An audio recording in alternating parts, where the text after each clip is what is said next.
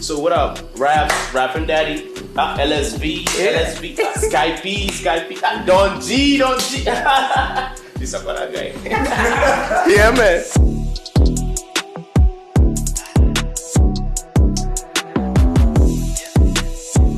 Yes, so for now we are going to start with this game called Cup Pong. You know what I'm saying? But it's going straight by my rules. You understand what I'm saying? You have to abide by my rules to win. Winner walks away with 10,000 naira cash. Kagan? We can't go for that. Because no, you couldn't buy us. Bagarewa. Yana nufin a ƙara. Gaskiya. A ƙara me? Me za a ƙara? 10,000 ba kai komai ba. Yanzu dai ka ƙara ko da 5,000. Ya za a ce za mu je. Okay, ladies and gentlemen, the winner walks away with 15,000 naira cash. You have to maintain your position, this position. Yeah.